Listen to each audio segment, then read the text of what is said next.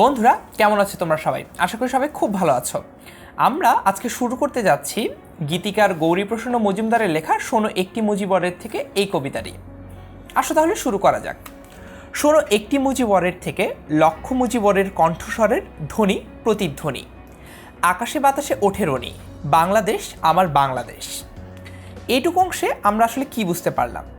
প্রথমত আমরা জানলাম একটি মুজিবরের থেকে লক্ষ মুজিবরের কণ্ঠস্বরের ধ্বনি এবং প্রতিধ্বনি হয়েছে।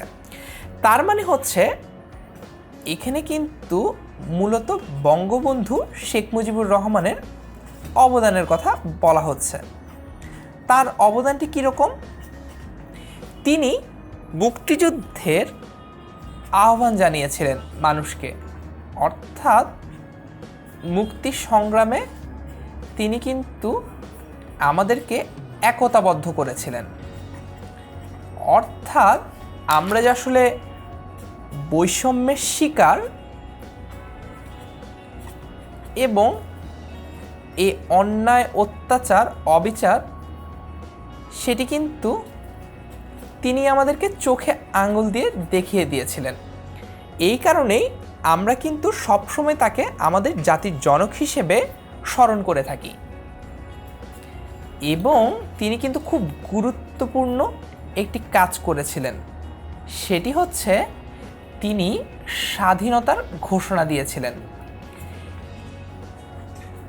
এই যে বঙ্গবন্ধু শেখ মুজিবুর রহমানের কৃতিত্ব এবং তার যে বজ্রধ্বনি, এই বজ্রধ্বনি কিন্তু প্রতিধ্বনিতে পরিণত হয়েছিল। তার মানে কি? তার মানে হচ্ছে এদেশের আপামর জনসাধারণ, অর্থাৎ লক্ষ লক্ষ প্রতিবাদী মানুষ কিন্তু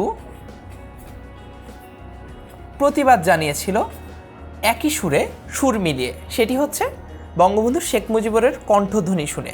তার কণ্ঠধ্বনি শুনে সবাই কিন্তু এই অন্যায় অত্যাচার এবং অবিচারের বিরুদ্ধে রুখে দাঁড়িয়েছিল। তারপর আকাশে বাতাসে ওঠে রনি, বাংলাদেশ আমার বাংলাদেশ।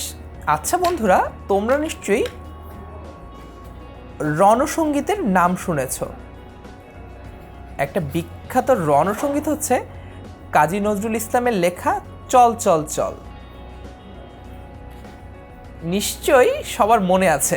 তারপরেও কারো যদি মনে না থাকে, তোমরা কিন্তু আবার খুঁজে বের করে পড়ে নিতে পারো। চল চল চল, ঊর্ধ্ব গগনে বাজে মাদল, এই রণসঙ্গীতটি। আচ্ছা, তার মানে হচ্ছে যুদ্ধেরও কিছু বিশিষ্ট বা নির্ধারিত গান রয়েছে যেগুলো যুদ্ধকে প্রকাশ করে বা